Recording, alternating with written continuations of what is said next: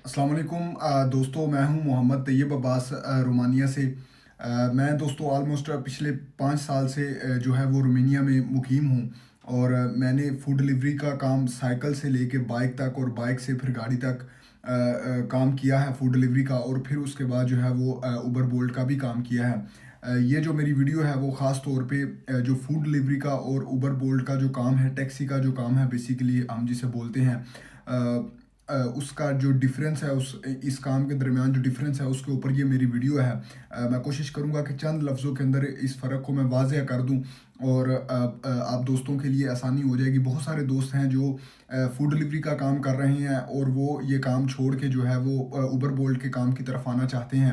और बहुत सारे दोस्त ऐसे हैं जो अपनी नॉर्मल जॉब कर रहे हैं और वो फिर फूड डिलीवरी के काम में या उबर बोल्ट के काम में आना चाहते हैं। तो मैं कुछ चंद पॉइंट्स हैं जो आपके साथ जो है वो शेयर करूंगा। और फिर इसके बाद मैं इंशाल्लाह प्रॉपर मज़ीद भी वीडियोस बना दूंगा। जो भी आप दोस्त कमेंट्स करेंगे वीडियो के नीचे, तो मैं इंशाल्लाह इसके ऊपर फिर प्रॉपर जो है वो मज़ीद वीडियोस भी बना दूंगा, जो भी आप दोस्तों के सवालात होंगे। अच्छा, जो फूड डिलीवरी का काम है बेसिकली वो उबर बोल्ट की निस्बत शुरू करना जो है वो आसान है। फूड डिलीवरी का काम शुरू करने के लिए आपको जो है वो कोई बहुत ज़्यादा डॉक्यूमेंटेशन नहीं चाहिए होती। आप नॉर्मल जो है वो एक साइकिल से भी फूड डिलीवरी का काम जो है वो शुरू कर लेते हैं। और उसके ऊपर जो है वो फूड डिलीवरी के काम के अंदर आपके ऊपर कोई बहुत ज़्यादा जो है वो रिस्पॉन्सिबिलिटीज़ नहीं होती, जिम्मेदारी नहीं होती। आपने सिंगल आप अपनी जो भी साइकिल चला रहे हैं, आप साइकिल से लेके बाइक तक और बाइक से गाड़ी तक, मतलब इन इन तीनों ट्रांसपोर्ट को इस्तेमाल करके जो है वो आप फूड डिलीवरी का काम शुरू कर सकते हैं।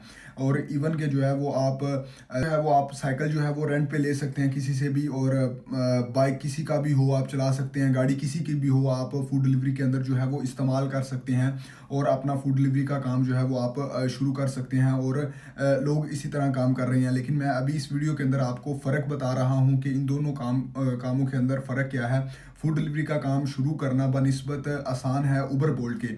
और अब ये मैंने कुछ पॉइंट्स बताए हैं कि ये आपको साइकिल, बाइक, जो है वो कार, वो किसी की भी हो तो आपको इशू नहीं होता। और वो आप किसी भी वक्त जो है वो उसको लेके स्टार्ट कर सकते हैं, ठीक है। जो कि इतना मुश्किल काम नहीं है बनिस्बत उबर बोल्ट के। अब अगर आप उबर बोल्ट का काम करना चाहते हैं या आप इस वक्त फूड डिलीवरी का काम कर रहे हैं और आप उबर बोल्ट पे शिफ्ट होना चाहते हैं, तो उसके जो बेसिक मेन पॉइंट्स हैं वो मैं आपके साथ शेयर करता हूँ। जो उबर बोल्ट का काम है उसमें सबसे पहले तो आपको गाड़ी चाहिए। अगर आप गाड़ी रेंट पे लेते हैं तो आप जिस कंपनी के साथ काम कर रहे हैं, आपको गाड़ी के जो मखसूस टैक्सी के पेपर हैं वो आपको उस कंपनी के नाम पर बनवाने होंगे।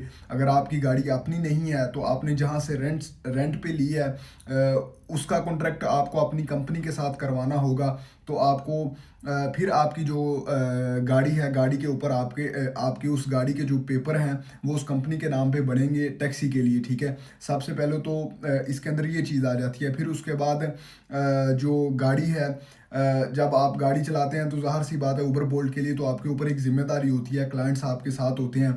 और जो फूड डिलीवरी का काम है और जो उबर बोल्ट का काम है, इसके अंदर ये फ़र्क, जो बहुत मेजर फ़र्क मैं समझता हूँ, एक्सपेंसेस का आ जाता है। कि जो फूड डिलीवरी है इसके अंदर आपके ऊपर बहुत ज़्यादा एक्सपेंसेस नहीं होते। लेकिन जो उबर बोल्ट का काम है इसके अंदर जो है वो आपके ऊपर एक्सपेंसेस होते हैं। आपको गाड़ी रेंट करना पड़ती है, फिर उसके डॉक्यूमेंट्स बनवाने पड़ते हैं। उसमें आपको ऑलमोस्ट 15 से 20 दिन का जो है वो टाइम लगता है। आप गाड़ी जहाँ से भी ले रहे हैं, अगर आपकी अपनी है तो आपको उसको जिस कंपनी के साथ आप काम करना चाह रहे हैं उसके साथ अटैच करने के लिए आपको 10 से 15 दिन दरकार होते हैं। फिर उसके बाद अगर गाड़ी रेंट की है तो उसका आपको रेंट देना पड़ेगा। और अगर गाड़ी आपकी पेट्रोल जो है वो गैस वाली नहीं है या इलेक्ट्रिक नहीं है तो नॉर्मल सी बात है कि आपका पेट्रोल के भी एक्सपेंसेस ज़्यादा होंगे।